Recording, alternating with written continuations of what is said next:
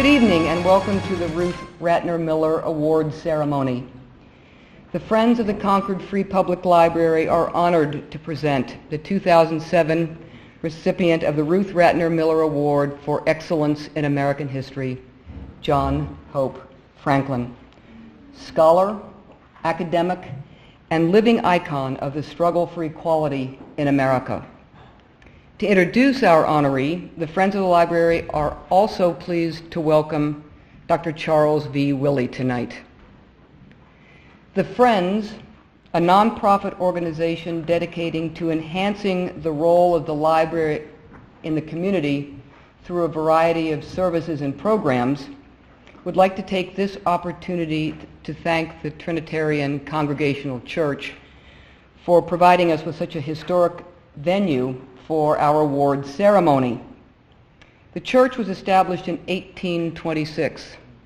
Within a decade, the Tricon congregation declared, and I quote, its solid stance against slavery, and became actively involved in assisting runaway slaves. And now I'd like to introduce Sherry Litwack, who will give us the background on the award we present here tonight.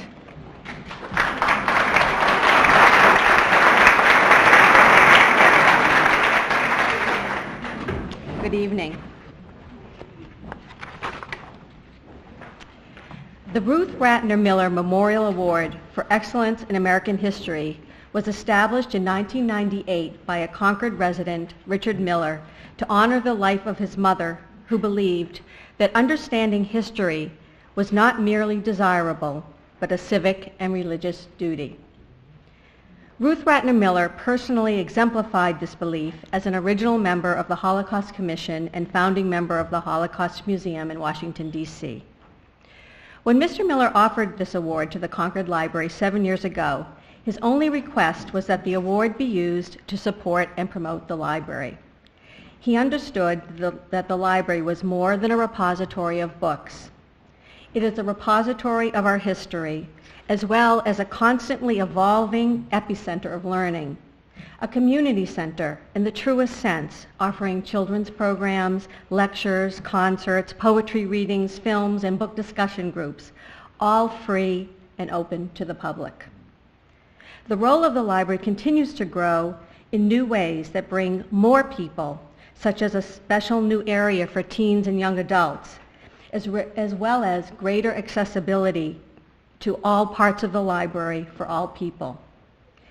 It is also particularly fitting for the Friends of the Concord Library to offer and present this award, since it is the mission of the Friends to expand the role of the library by offering programs to the community that stimulate and inspire. Our program tonight is a stellar example of how the Friends continually strive to fulfill this mission. The illustrious recipients of this award have distinguished themselves by writing about and teaching American history, and sometimes, as in the case of tonight's honoree, by making history. In this way, we hope the award will symbolically represent the relevance of history and the importance of keeping it alive, as Ruth Ratner Miller did so passionately in her lifetime.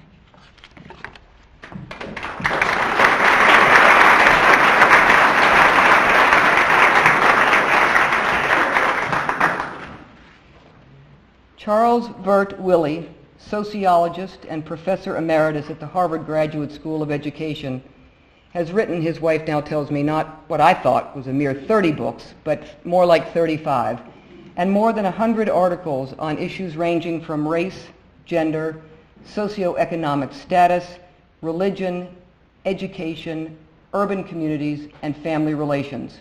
Pretty broad.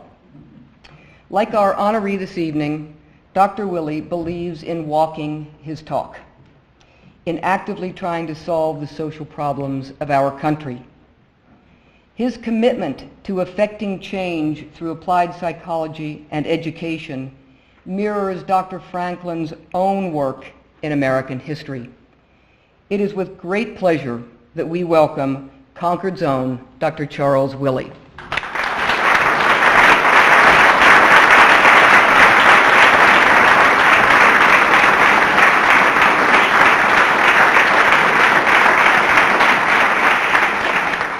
Thank you. I have a few friends, as well as friends of the library. This is a wonderful pleasure for me to introduce John Hope Franklin. I told him that he was my role model and that when I grow up, I want to be just like him. What a friend we have in Dr. John Hope Franklin. Born in Rentersville, Oklahoma, on January the 2nd, 1915. Now you can start computing his age. He has jumped over every stumbling block and climbed every mountain that challenges a scholar and has come out on top. If you want to see a real scholar, here is one. Although Professor Franklin has written many important books in history, one titled From Slavery to Freedom has caught the attention of a wide range of people. Although published in 1947, it still is in print, and the number of copies sold is near 4 million. If your children don't want to do homework, tell them they still can make 1 million if they're scholars, particularly if they're scholars like John Hope Franklin. John Hope Franklin is a scholar par excellence.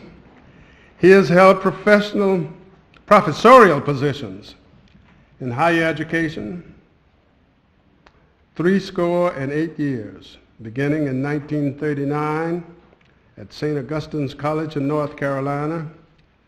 Later he taught history at North Carolina College, Howard University, Brooklyn College, and topped off his career with endowed distinguished professorships at the University of Chicago and Duke University. He is a scholar whom everyone seems to respect within his discipline and elsewhere. He has been elected president of the American Historical Association and the Southern Historical Association, and his interdisciplinary reputation was endorsed when he was elected president of the United Chapters of Phi Beta Kappa. John Hope Franklin probably has been awarded more honorary degrees than any other scholar in this nation. He earned a BA degree and was given an honorary degree by Fisk, his alma mater. He earned a master's degree and a PhD degree and was given an honorary degree by Harvard, the school of his terminal degree. He has received honorary degrees from Yale and Princeton, as well as from Howard and Morehouse, to name only a few of the schools who have honored him. And of course, Cambridge University in England and other universities overseas have conferred honorary degrees on him. Despite all the honors he has received, Dr. Franklin remains unpretentious with his colleagues, accessible to his students, kind in his criticisms, and he can be critical when he wants to, and generous in his praise of others. These are significant aspects of the John Hope Franklin saga that are as important as his scholarly achievements. His public life and private life were well coordinated and unified so that each was supported and sustained by the other. For example, his best-selling book, From Slavery to Freedom, is dedicated to his wife, Aurelia, whom he married in 1940. He said his wife always had a good feeling about what was happening to him and knew what was appropriate. Moreover, he said, I know my life would not have been as stable personally as it has been if it had not been for my wife. He pursues a vigorous program of exercise and diet and cultivates 500 rare orchids, a bloom from one of which is usually exhibited in the lapel of his coat. Ladies and gentlemen, I present to you John Hope Franklin, a man with a magnificent mind and a gentle manner. Who could ask for anything else? We're pleased that you came to Concord, John, to chat with us tonight and share with us your wisdom and to receive the Ruth Ratner Miller Award presented by the Friends of the Concord Free Public Library. John Hope Franklin.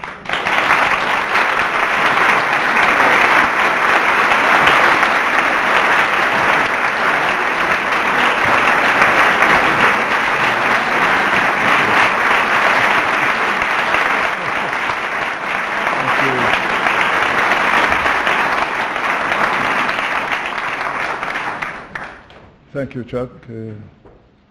Members of the great community of Concord and environs, and members of the committee that made this fateful decision to award me the Ruth Ratner Miller Award. I am honored to be here.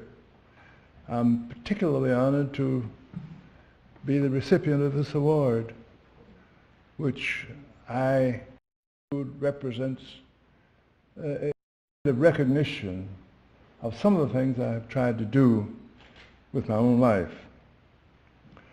And as I stand here and witness you in Concord, it is reminiscent of my own days a few miles away when I was a student at Cambridge. I had little time to visit such communities as this, and I had no way to visit them anyway.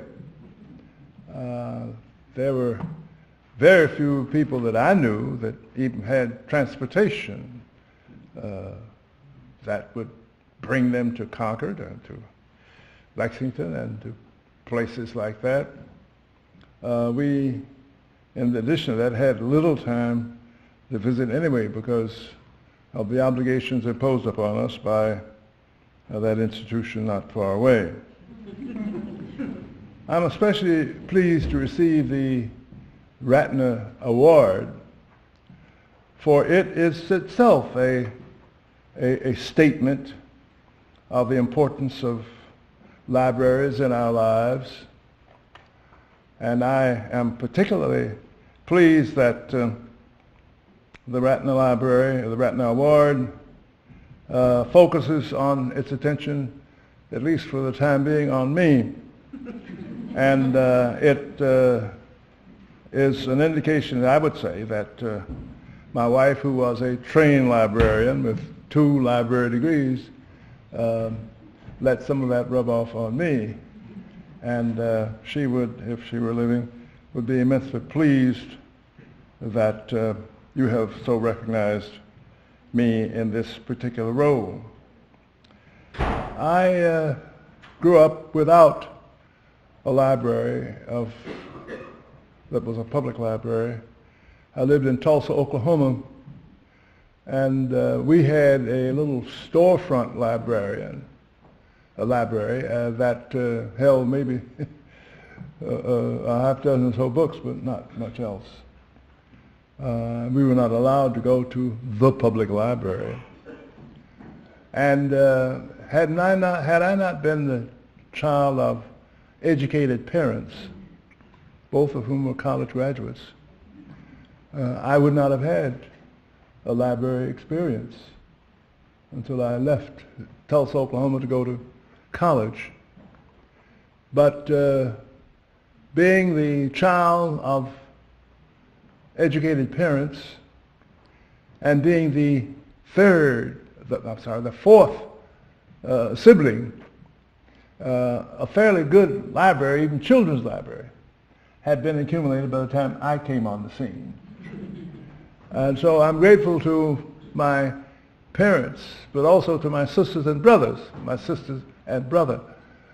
for their contribution to my education by not only insisting on and securing library facilities of their own, library resources, but also of passing them on to me. So I was extremely fortunate in getting that kind of basic experience at an early age.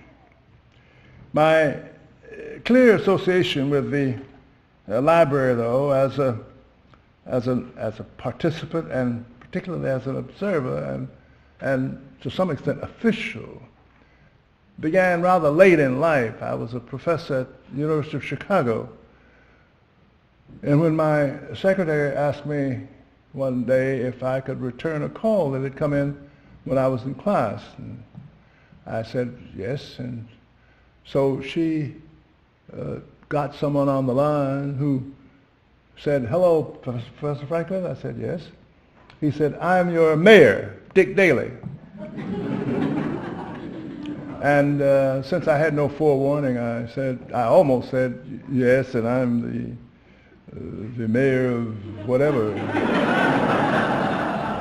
But I didn't, and he said, "I wonder if you could come down to see me." And I said, "Sure, I'll be glad to see you." I still was doubtful that it was the mayor of Chicago. And so I hung up the phone and went back to whatever I was doing and paid no more mind until the next year when we were celebrating the 50th anniversary of one of our colleagues who was retiring. And she was a historian of the city of Chicago, and we were having it at the public library on the north side in Chicago. And toward the end of that program, the doors flew open, and there was Richard Daley coming to pay his respects to our colleague. He was brought to the platform where I was already sitting, and the program was almost over, and at the end of it, he came over to me, and he said, "You're John Hope Franklin?" I said, "Yes." He said, "Last spring I invited you to be a member of the library board, and you declined because of your preoccupation." He said, "And I asked you to come down and talk to me about problems." He said, "I have many problems trying to run this city." He said, "And you didn't come." And I said to myself, "That's why you're mayor of Chicago. If you can remember trivia like that, you should be mayor." And so he said, "Would you come down?" I said, "Yes." So we from the day I went down, and he said, by that time he was on first name basis. I guess he was on that basis with everybody. He said, "John, I want you to become a member of the library board of the city of Chicago." I said, "Your Honor, you're scraping the bottom of the barrel." He said, "I just opened the barrel. Your name was on top." I said, "Well, how can you cope with a man like this? He's too quick." And I said, "Yes, I'll be glad to serve." He said, "Now, you'll have to appear before the city council."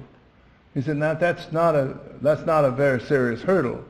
It might look to be because I have enemies on that council who will oppose everything that I try to do." And so I said, "Well, I will not do anything to embarrass you, or I won't say anything." He said, "There's a hearing, and people will be speaking hopefully in your behalf," but he said, "I have enemies who will speak against you." And he mentioned one of them, Leon Desprez, who's in the 5th Ward. He happened to be my own alderman because I lived in the 5th Ward near the University of Chicago. And he said, "Well, don't pay any attention to him. He's opposed to everything I want." And when my name came up and I was there on the hot seat, as it were, and the mayor presented my name, and there were some speeches in favor of me, and then Leon Desprez got up, and I could see the mayor, drawing himself up and thinking how much Dupre would do to try to destroy my candidacy.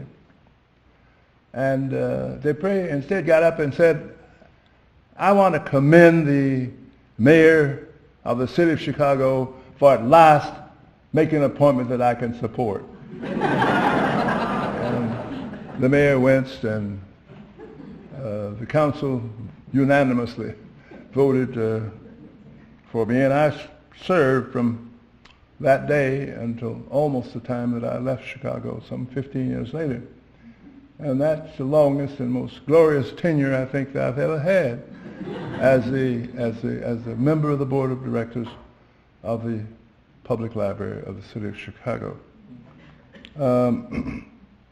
I was pleased in so many ways to be on the board and to work diligently and to see the complexity of Chicago politics as well as the difficulty of garnering support for one of the great institutions of the city. And so on occasion I was in great support of the mayor's program. On other occasions I was not. Because it was clear to me that the mayor was using the public library as a vehicle to support whatever it was that he wanted to have supported. And there were some times when I could not support him. For example, when he had built the Carter Woodson branch of the Chicago Public Library in the so-called black belt, the black part of the city of Chicago. And he was coming up for election. The building was not nearly finished. It had only been just begun, but he wanted to present this as one of the great achievements of his administration. And so he planned a big dedication of the Woodson branch in the, quote, black belt of Chicago. This was a very good move, except that the building wasn't even half finished. The frame was up and some finishing had been done, but not anything like it, and it was a year from completion by that time. But they were having a big dedication, and the library board was expected to attend. Well, I learned from others who went. I did not go. And I made clear why I would not go. This was merely being used by His Honor to garner votes in the black community when the library was a year from completion. But he was pushing up the date. He had potted palms on the framework, the floors and so forth, to make it look as though it was just the completion and the opening was just around the corner. And here they were dedicating the library. And then we would sit back and wait for another year or year and a half before we could even go into the library. So I refused to go and made it quite clear to my colleagues on the board why I would not go, because we were being used, the library was being used as a political football, and I would not participate in it. The word got back to the mayor, who by this time was one of my great and good buddies. He was such a buddy that if he came into a meeting, like at the Chicago Club or some other meeting where I was, and there was someone sitting by me, he would simply go and ask them to move. Because he had to sit by his John, you know. And so when the mayor sent for me after the dedication of the Woodson Library, I knew that he was going to really give me a tongue lashing that would finish me off. And I was reluctant to go, except I said, well, maybe this will clear things up. I'll tell him what I think about him, and he'll tell me what he thinks about me, and we will have a parting of the way. And so I went down to see him, and he welcomed me. I was surprised that he was so warm in his welcome. And he said, John, I want you to do something else for me besides the kind of wonderful work that you're doing on the library. And he said, I want you to head up the Model Cities Project of the city of Chicago. And I said to him, I said, Your Honor, I am much too busy. I have 12 PhD candidates that I'm shadowing, supervising, and shepherding toward their degree, and I just simply cannot do it. And I begged off, and to my great astonishment, he first did not tongue lash me at all, and secondly, he acted like he was going to weep that I could not accept his appointment to chair the Model Cities Project.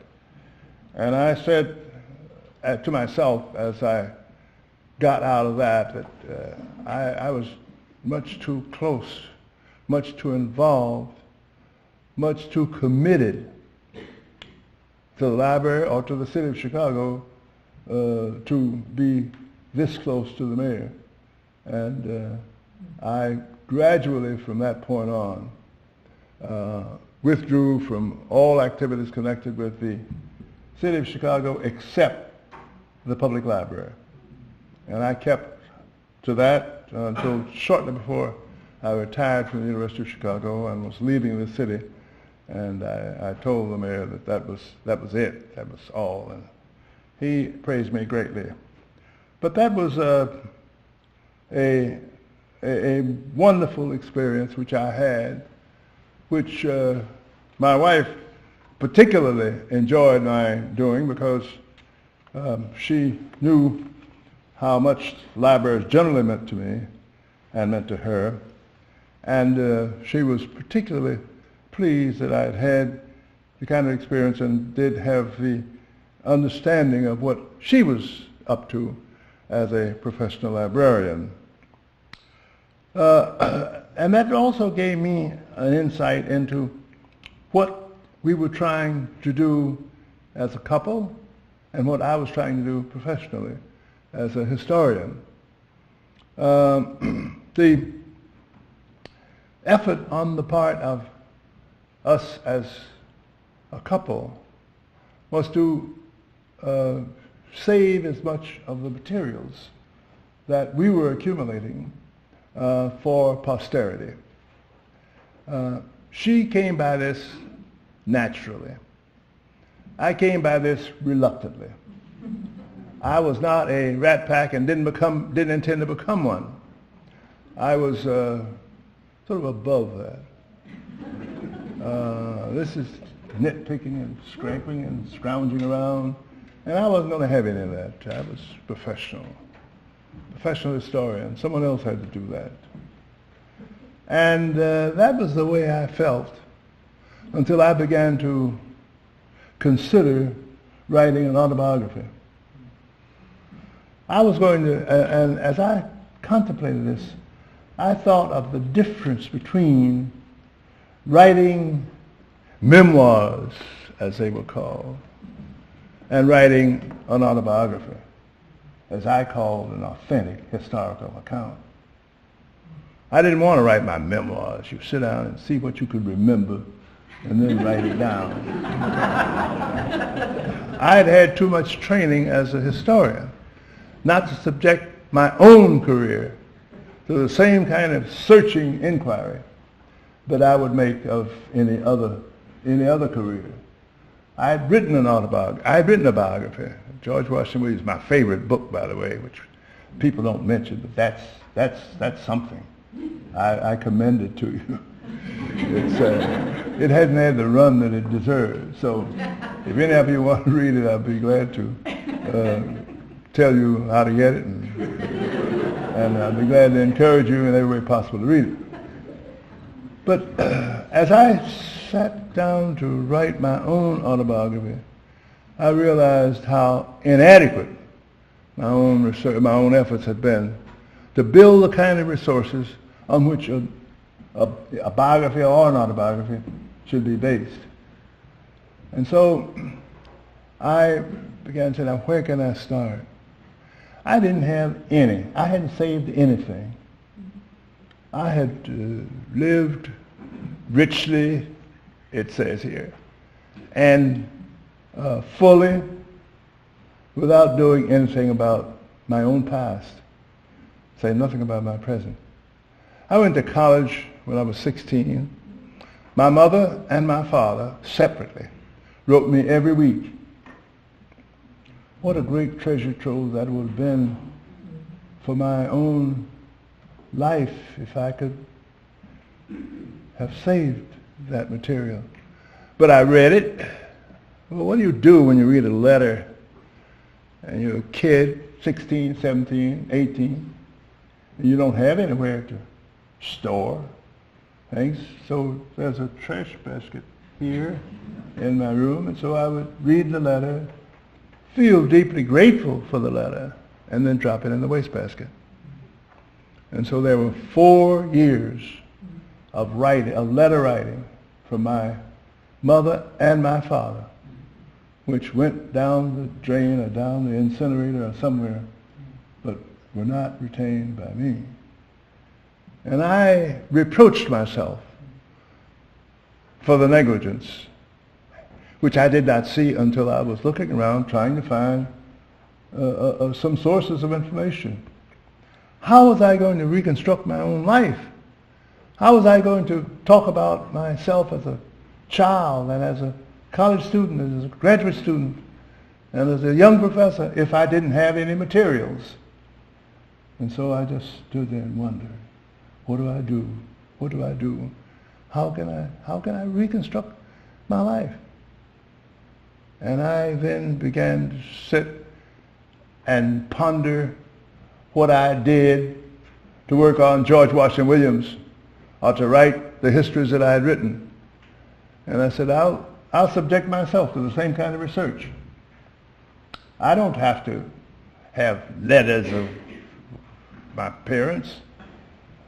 I don't need to see, although it would be much easier, to see what I did as a child. They are the unpublished census schedules that will at least sketch out my life, tell me where I lived, when I lived, tell me how many people were in my family, who the neighbors were and everything. And I then began to work seriously about my own life. I knew that I could get the 1920 census schedules. That was the first one I could get. You have to be dead, you have to have lived 70 years, and when this rule was made, the presumption was that everybody would be dead who was 70. But if you were 70, if you lived 70 years, you could go back and look at the census materials of the years, the first census year after you were born. That was for me 1920. So I got the unpublished census schedule, not the printed statistical reports that you see on the shelf, but the unpublished census schedules and the census taker's hand. And I began to look at that. For Rennesville, Oklahoma, this place of my birth. McIntosh County, Oklahoma. And there we were, all listed.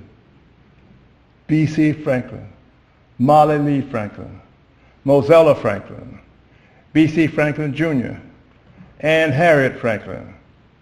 And then in 1915, it was John Hope Franklin. But I knew most of that, but I did not know, I couldn't remember who the neighbors were. And I was able to go down the road and reconstitute my neighbors, all of them. They were there. And as I read about them in the census, I could remember some things about them.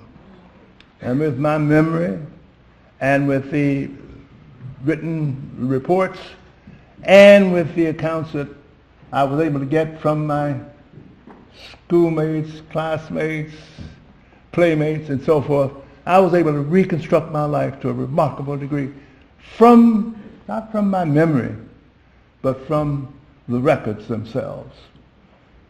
The same thing I did for high school, same thing I did for college. I did not keep any records until I was chairman of the history department at Brooklyn College, and the records were kept for the city of New York, not for me. But I could look over the shoulders of my two secretaries that I had and could reconstruct my life from that point on. But before that time, I was able to do it the way I did research for any other project. I was working in the library one day.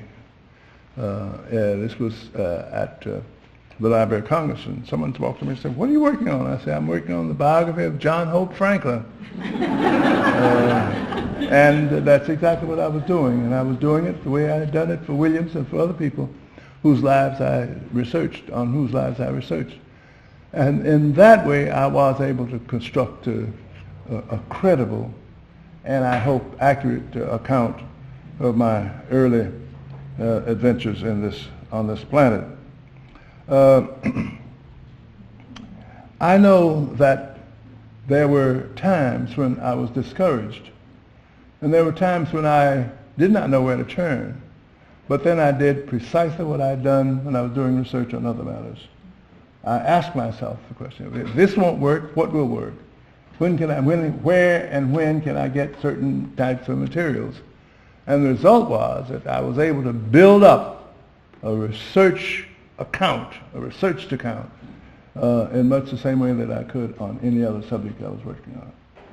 And I honestly believe that this is the difference between a memoir and an autobiography. You can sit down and write a memoir, and what you don't know, you can look over your shoulder, and if nobody's looking, you fill in something that may not fit, but who knows beside you whether it fits or not. So the honest biographer is one who is not a memoirist, but one who works diligently at his task. Now, I don't want to represent the fact that your memory is very strong, robust, and reliable. I remember so well when I was working on Mirror to America, my own autobiography. There were experiences which I said, well, I don't need to look up anything. I remember this. I remember so well my experience at the opera. I was a kid. I was 13, 14. The opera came to Tulsa. The Chicago Civic Opera came to Tulsa. And my mother said, when I was telling her about it, she said, well, "You're not going, are you?" I said, "Yes." She said, "Have you talked with your daddy about this?" I said, "No." I said, and I called the name of my music teacher, wants me to go, and I said, "I know you all want me to go, because Miss Person said that I should go."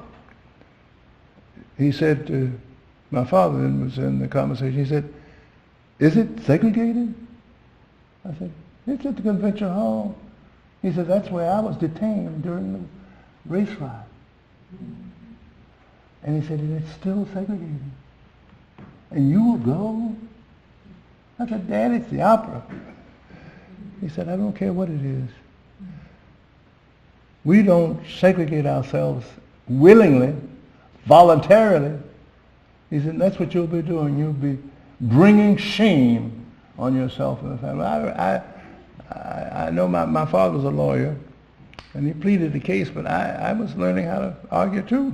And I finally said, he said, well, he had a soft spot. I said, "Daddy, this means so much to me. I love opera, and I want to hear whatever it was." He said, "Well, you go ahead." He said, "But remember, your mother and I disapprove of it because you are voluntarily segregating yourself, which you should never do." He said, "And you'll remember that my view is that the person who does that should reproach himself. You should be ashamed." And I went on off to the opera. Well, when I got to working on this particular period in my own autobiography, I thought I remembered all that. And particularly did I think that I could remember what happened the night Paul Whiteman came to Tulsa. This is not the opera, but he's the leading jazz conductor of the period, 1926, 27, 28. And I was going to write about it because by that time I'd persuaded my mother and father to let me even go to hear Paul Whiteman. And he was doing, here in my memory, I thought was enforcing my views, but they were not. Paul Whiteman was playing, I thought, the Rhapsody in Blue. It had just come out. And that George Gershwin, of all people, was the soloist. And I said, well, I'll check this out. At that time, I'm able to just flip the pages of the paper and find out. And so I went to the newspaper, the local newspaper, for the spring of 1927. And sure enough, Paul Whiteman came, and he played. But George Gershwin was not there. And they didn't play, nobody played Rhapsody in Blue. Some man whose name I'd never heard of was a soloist playing George Gershwin's Concerto in F. That's how your memory can play tricks on you, you see. And had I not looked this up and verified it, I would have said that I would have written and you would have been reading, I hope you would have been reading, my autobiography in which I said that Paul Whiteman came to Tulsa accompanied by George Gershwin, who played Rhapsody in F, Concerto in F. And I would have been wrong, you would have been misled, and we would have lived happily but erroneously ever after. So that even if one is a stalwart and can remember, one must question his own memory to the point that he can verify what his memory tells him. And in some instances he can do just the opposite. He can renounce what his memory says because the records say something else quite differently. One other example, when my wife, who was a librarian, as I told you, became very interested in documenting things, and I would poo-poo the idea and said, "Oh, I can remember these things. And, I don't need any memory." And she would say, "Well, you'll find out that you will." And it was when I was working on Mirror to America, and I was trying to get together my foreign travels. I traveled a great deal. I was on the Fulbright board for some years, and I was chairman of the Fulbright board. The Near East and South Asia were my beat, and I would go out 2 and 3 times a year, particularly when I was at the University of Chicago, which was liberal enough to have you to teach only 2 quarters out of 4, and you had the spring quarters, do what you please. And I didn't do all the time as I pleased, but I frequently traveled in the Near East and South Asia. And I was writing this autobiography, and I just couldn't get these records together. I got some materials from the Department of State, but the personal activity, personal approaches, personal contacts were not in the regular reports of the Department of State, even the ones that I wrote and sent in. Whom did I see in Iraq? Whom did I see in Cairo? Whom did I see in Delhi? And you know how I found out? My wife the Rat Pack, had kept all of my letters, and I wrote her almost daily. All of my letters, I gave her every kind of detail because I was reproaching myself for having gone away and left her anyway. So I filled her in as much as I could. And my son, who has a way of prowling around the house, when he came back on a visit once, he went in his mother's room, went through her things, and found these letters that I had written her from Iraq and from Cairo and from the Near East and various other places. And there was the detail by which I could enrich my own writings in a fashion that I had never dreamed I would be able to do, because I had neglected to keep records myself, and had, of course, reproached her for keeping the records, without which I could not have written my autobiography, certainly not the way I was able to do it. So that I can say that saving the records is important. One last word. I am now a crusader in behalf of this library and all other libraries, begging you to save your records. Don't throw them in the wastebasket or anywhere else. Save them. And don't save them at home. Give them to your public library, and they will keep the records. And you will live happily ever after, and all our lives will be enriched by the contributions which you, historians, all of you are, which you have made to tomorrow, without which we will not know how to turn or how to look back. I'm so pleased that I believe I'm able to enlist all of you in this great crusade, saving the records and keeping the records straight. Thank you very much.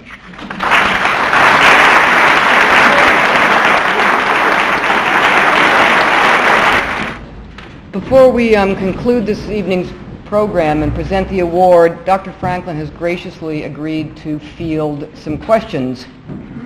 This probably cannot refer to what was in the wastebasket, but it can refer to any other thing that you might care to ask him. Were there any questions that anyone would like to ask?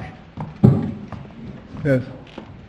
Could you retell your story about attempting to volunteer for World War II for military service? Oh, I think you already know it, don't you? You want us all to know it. Well, I don't mind telling it at all. I was teaching at St. Augustine's College, a small Episcopal college for Negroes in Raleigh, North Carolina. My first regular teaching job.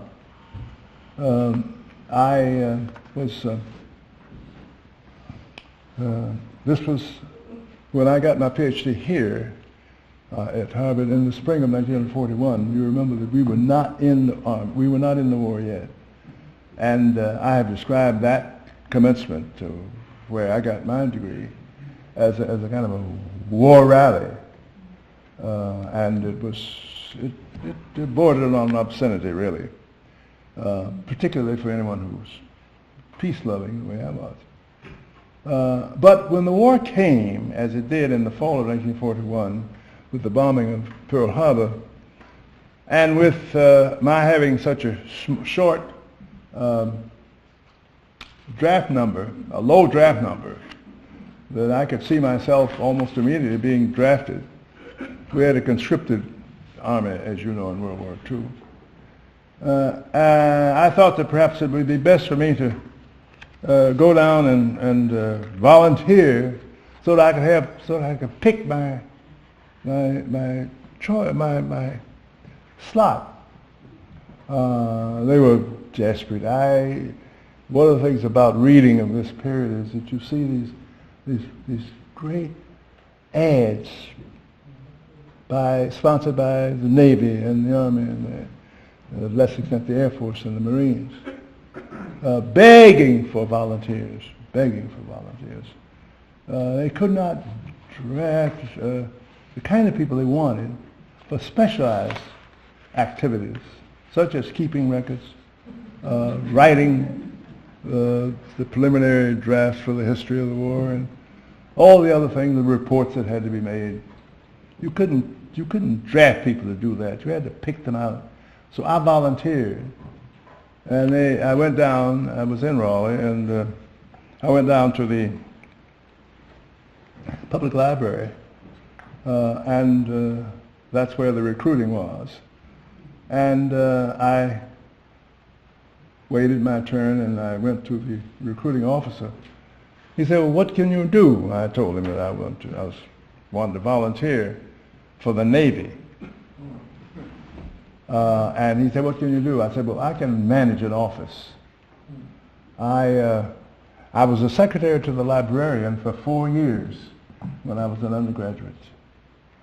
And I not only managed that office, but I was able to take dictation, and I was able to type. I have 4 gold medals in typing. You did that when you were in high school. You got the gold medals for typing perfect papers. And I said, "Oh yeah," and I have a PhD from Harvard. He said, "You have everything but color." And I said to myself, "You have to recruit people of color, of a certain color, to fight Hitler?" That's what he's doing. Or to fight the Japanese, have to be a certain color? That's what I said to myself. I said to him, I said, "Oh, I'm so sorry I took up your time. I thought there was an emergency." But apparently there's not. And I bade him good day. And I spent the next 4 years, I'm proud to say, I spent the next 4 years fighting the United States Army, Navy, Air Force, Marines, who thought I was not good enough to fight Hitler unless I was scraping and scrubbing the floors and cooking the meals for the elite who were fighting Hitler. I said, "You can scrub the floors yourself. And if you don't have any better sense than to keep me out of the war, except to wash dishes and peel potatoes, I'll show you how I'll stay out of the war and doing the very thing that you disapprove of. But I'll do it, and you won't get me." And I did it for 4 years. On DJ Day in 1945, I got my last draft. And I got out of that just as I had gotten out of them for 3.5 years earlier, by outsmarting these people. I'm not ashamed of it. I would have done anything to stay out. Why not? I had to jump through hoops, racial hoops to be in. I can jump through racial hoops to stay out. When I went down to the draft board once, they put me in 1A every 6 months. So you get out of 1A and get into some kind of other classification. And I was called down once, and they said, "Well, what is your argument? Why can't you be drafted?" I said, I'm in an occupation where there's a shortage." They said, "History? Shortage of people in history?" I said, "Oh, yes, by all means." They said, and they grabbed the books and went through it. And they said, "You don't see history there." I said, "This book that you're looking at was compiled by white people." I said, "We do everything separately in this country." I said, "Do you know how many black PhDs there are in the state of North Carolina? I said, no. I said, there are 2. If you draft me, you reduce the supply by 50%.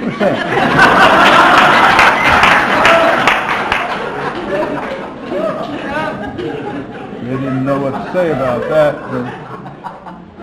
They took me out of 1A at that time, but 6 months later I was back in 1A.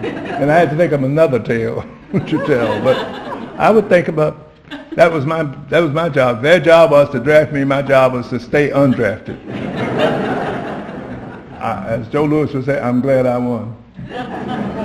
I'm sorry. My answers are too long. I promise I won't answer. What's that? I'm from the city of Worcester, and I was pleased to learn that George Washington Williams Yes. lived there for several years. I wonder if you'd say a few words about that wonderful man. George Washington Williams Yes.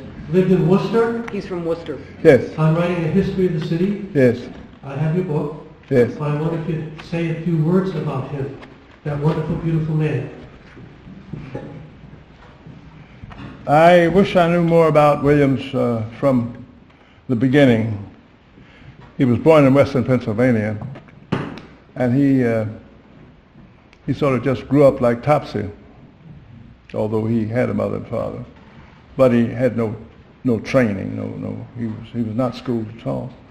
And when the war came in 1861, he set his age up, used the name of a relative, and volunteered, and saw action in various parts of Pennsylvania and then Virginia and on down, and was wounded and was recovered, and then was mustered out of the army, and he didn't have enough of it, and he went back and he re-enlisted in the army. He didn't have enough of it there, and he volunteered for the Mexican army, and he served there a while. And then he came back in the United States, registered at Fort Sill in now Oklahoma, the Indian Territory, and he was injured there.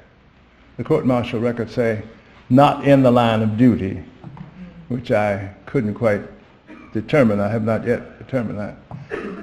Then he decided by that time he wanted to be a minister. And so he heard that there was a Howard University that had just been founded, and he went. He did what it became so characteristic of Williams. He wrote the president of Howard University. He didn't write the registrar or anybody. He wrote the president and told the president that he wanted to be a student there. And the president, or Oliver Otis Howard, simply endorsed his letter and said, admit if qualified. Well, he was admitted even though he wasn't qualified. And he, by that time, had decided he wanted to be a minister. And so he found the going very slow at Howard because he was taking all kinds of things, didn't have anything to do with the ministry. And so he quit there. And he heard of Newton Theological Institution right out here. And he came up here and applied. And they turned him down. He didn't have any qualifications to be in the Newton Theological Institution. And he asked if he could appear before the admissions committee. And that's where they made their mistake. He appeared and impressed them so that they admitted him. They admitted him, though, to the English course, that is, the remedial program.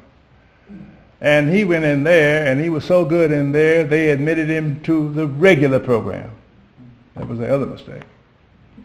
4 years later, he finished first in his class and gave the commencement oration on early Christian missions in Africa.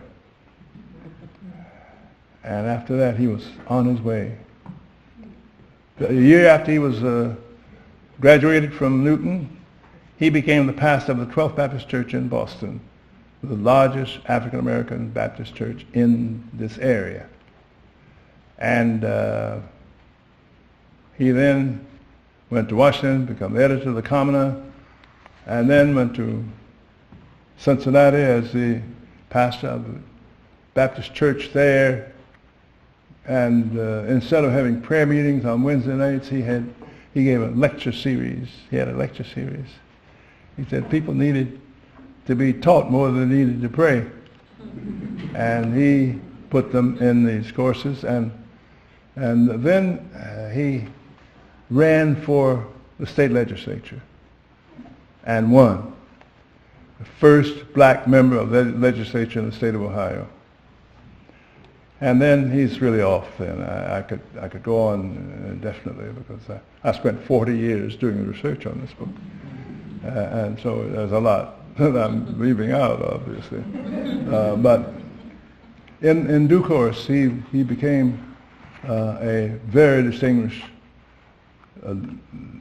historian, studied extensively, and wrote the first volume, the first 2 volumes, called A History of the Negro Race in America, 1619 to 1880. And it was when I was working on From Slavery to Freedom, which is a history of African Americans covering roughly the same period, it was then that I encountered him. And I began to work on him even as I wrote From Slavery to Freedom. And although I wrote From Slavery to Freedom in 13 months, it took me 40 years to reconstruct this man's life. It's the most remarkable life that I've ever encountered, and the most extensive work that I've ever done on anything. And if you don't know how gratifying it is to reconstruct a life, to take nothing and to put breath into it as I did. It's a sense of wonder and a sense of achievement that I can live with the rest of my life. I'm sorry. We'll take one more question. Yes. Professor, could you tell us a little bit about the flower in your lapel, please? I didn't put it up to it. This flower in my lapel is a phalaenopsis. It looks very much like the flower that's named for me. It's a white flower with a red lip. And it could be, although the phalaenopsis John Hope Franklin is extinct, has been declared extinct, because in the last freeze I lost all mine, and we can't find any of them. Another has been named for me, another kind of orchid altogether, Leliocattleya John Hope Franklin. There was a phalaenopsis that was named for my wife in memory of her after she died by a South Carolina orchid raiser. And that is a marvelous orchid that is being considered for several prizes now. I'm an orchid addict, and I have about 500. And it's my passion. It's my passion. I grow them, and nothing would take their place ever. Where do you grow them? Do you have them in your house? No, I have a greenhouse. You do? Yes. We have one more question for you, sir. Can you tell us a little bit about your children? My child. Your child. My child is a kid. He's 55 now, and he lives in Washington D.C. or Silver Spring, Maryland. He went to Stanford to college, and he spent 8 years teaching English as a foreign language in Senegal. He came back and went to graduate school at the School of Advanced International Studies at Johns Hopkins. And he left there and joined the staff of the Smithsonian Institution 20 years ago, where he still is. And he is Director of Partnerships and International Affairs at the new Museum of African American History and Culture of the Smithsonian Institution. Thank you.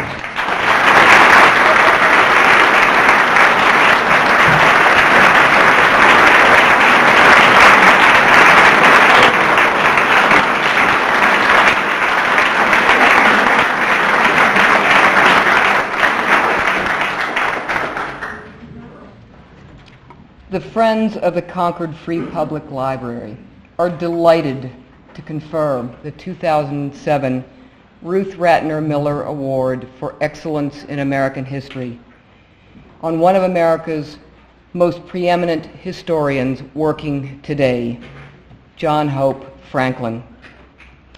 In making this presentation, we honor Mrs. Miller's commitment to the importance of remembrance in our lives.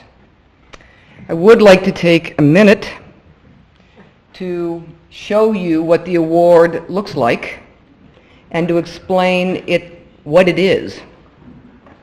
When Concord's first library was built in 1873, it was surrounded by an iron fence. The fence posts were capped with finials similar to this one, which is a fleur-de-lis.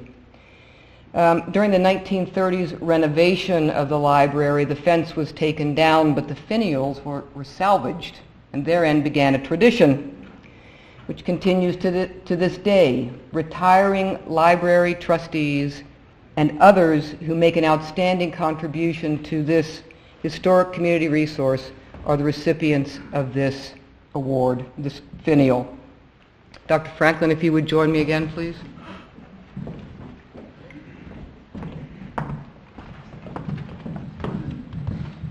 Sir, your contributions to our nation's understanding of its past cannot be overstated.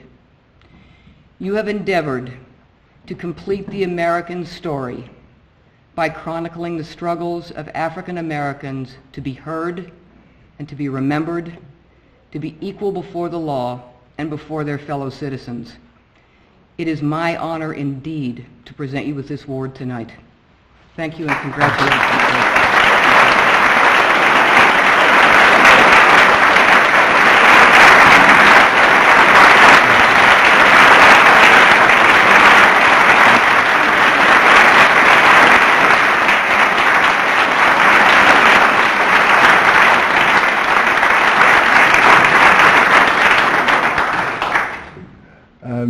I just want to say a word. I'm standing on the very high ground been placed there because I stand on the shoulders of Ruth Ratner Miller and all the others who've gone on before me, who've done so much to preserve our culture and our history and to pass it on to us as a great experience in education.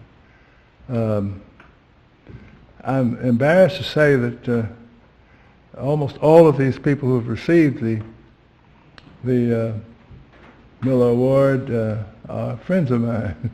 And, so if you ever have a reunion of the recipients, I want to come and meet my many friends. Thank you very much. Appreciate it.